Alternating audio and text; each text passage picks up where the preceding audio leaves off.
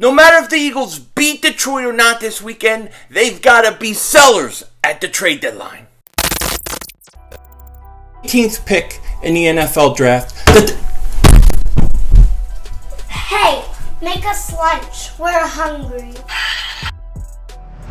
You're by the way, King Dingbat here, and I hope everybody's having a great day. I hope you guys are doing well. I hope you're flowering your plants, you're soiling your garden, you're taking care of all your stuff so that you can have these beautiful flowers grow in your garden. Now, before I get into all this stuff, somebody pointed out something interesting, and I'm a conspiracy theorist at heart, okay? So I love this kind of stuff. But somebody said that maybe yesterday, Nick Kotite was speaking in code.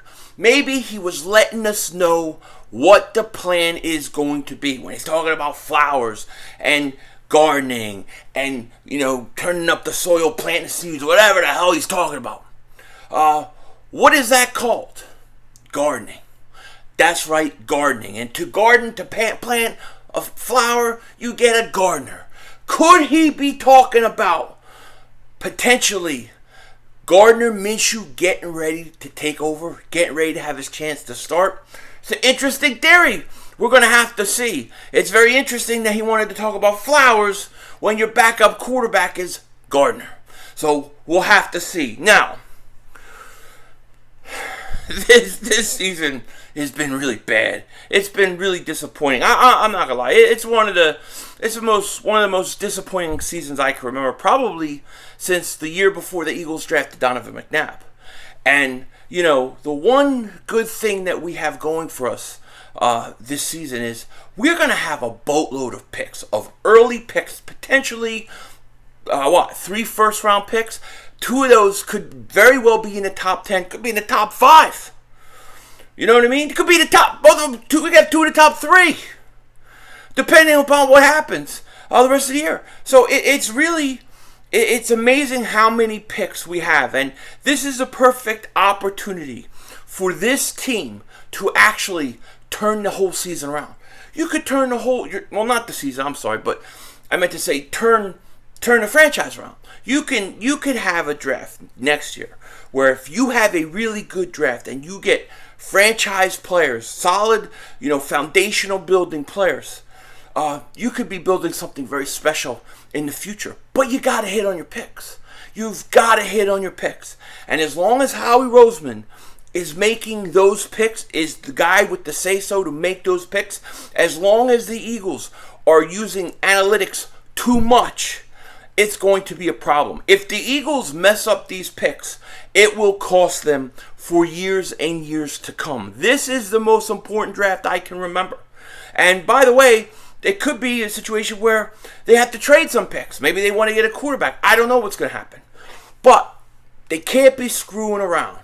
And in order to make sure you get the right guys, you got to get a GM in there who knows how to draft, who has an eye for talent.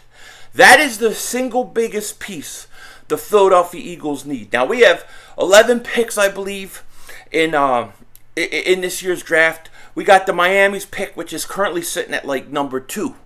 Okay? So, you've got to hit on these picks.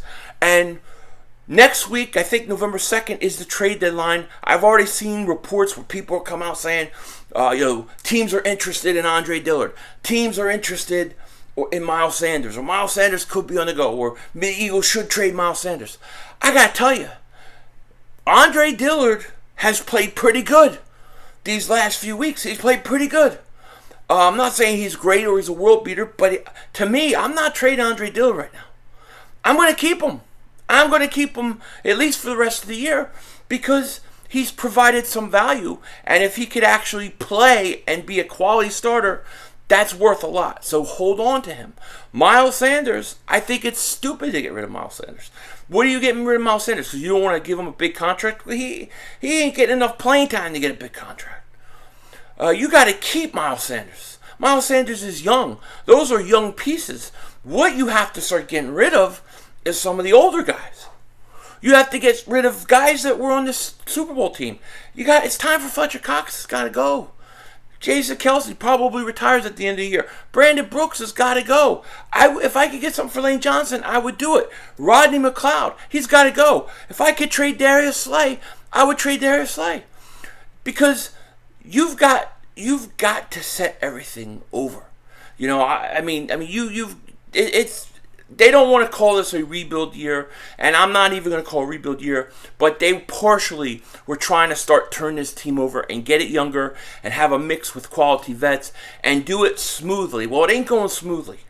So if you let's say you lose to Detroit, what purpose does it serve to have Brandon Brooks on this team, Lane Johnson, Fletcher Cox, Darius Slay the rest of the year? Doesn't help anything. Now, you want to keep them because next year you're some sort of Super Bowl contender? I don't think you would be. I think you're a few years away. Those guys are all going to be older. You're not going to get a lot for them. Let me be clear about that. You're not going to go out and get a lot for these guys. But you'll get something. You'll get something. You know, Howie Roseman had what? 50,000 sixth-round picks last year? What's wrong with 50,000 fourth-round picks? I mean, you know, I'm just saying, load up on draft picks, get a GM to come in and know how to pick. You know, Howie Roseman, one of the problems with the Eagles, you know, and one of the problems with Howie Roseman and his whole front office is the belief in analytics. You know, there's always reports during every draft come out talking about how the Eagles scout department and analytics department are always clashing. They always are clashing, and usually Howie Roseman and Jeffrey Lurie listen to the ear of the analytic guys, not the draft guys. We heard about the Eagles taking Jalen Hurts. Jeremy Chin was there. There was a big discussion. The scouting department wanted Jefferson. Analytics wanted Rager. We've heard these things before. And it's got to stop with the Eagles. It's got to stop. We need a guy who has an eye for talent. Analytics is fine. Analytics is fine if you use analytics the right way. You know what I'm saying? Like if analytics is a piece or a part of the evaluation process, great. But when it's the king of all kings, it sucks. It doesn't work, especially in football. That's just the reality of the situation. You know? So, to me, the Eagles have to be sellers. Now, look, if they beat Detroit, then they start winning games, and all of a sudden they're back in it, I guess we'll all be happy. But the way Dallas is playing right now, it looks like Dallas is going to just run away with it. Looks like they're going to run away with this division. The Giants stink. Washington stink. And unfortunately, we stink right now. You know, I'll tell you this right now. I'm going to be honest. If the Eagles go out and they lose to the Detroit Lions this week, I'm going in tank mode. It's time. It's time. Because what's the point? You're 2-6. You're done. You're done. The Eagles, you know, some people are saying this is a good, you know, measuring stick. I don't know. Somebody said that on Twitter. I don't know. I forget who it was.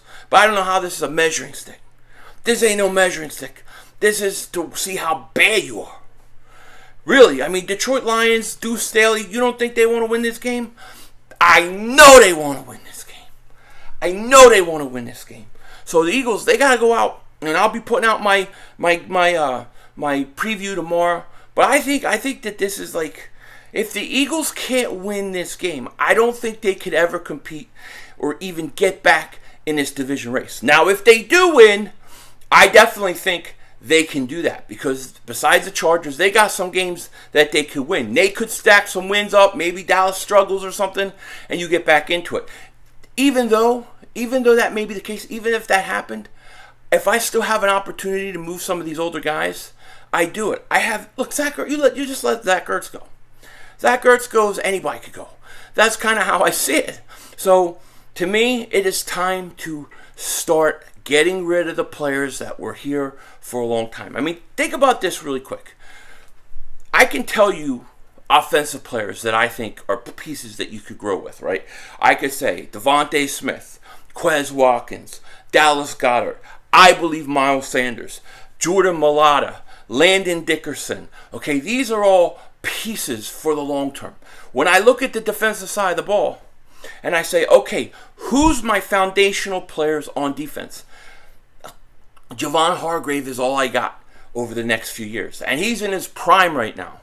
But who else? Who else I can say, yes, that isn't a foundational piece. You don't have Asante Samuel Jr. You didn't draft him. You didn't draft Micah Parsons. You didn't draft J.O.K. I don't know who on defense is a foundational player long term in the next 3-4 years. I don't know of any. This team needs, what we need is we need Jalen Hurts to start playing well, start figuring out, be the franchise quarterback, then use that draft coming up to get defensive end, cornerback, linebackers, safeties, and load up on defense, because this defense is in need of foundational pieces. Those are my thoughts. Let me know what you think. With that said, take care. Talk to you later, of course. Don't be a dingbat.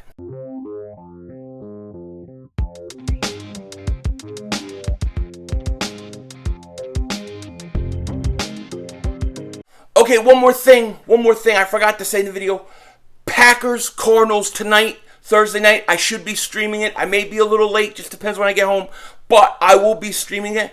And I was going to take the Packers if they were home, but it's in Arizona, so I'm going to have to bet the Cardinals some way, some sort of parlay. Probably the Cardinals and the over, because that's what I like to do. I always like to take the over.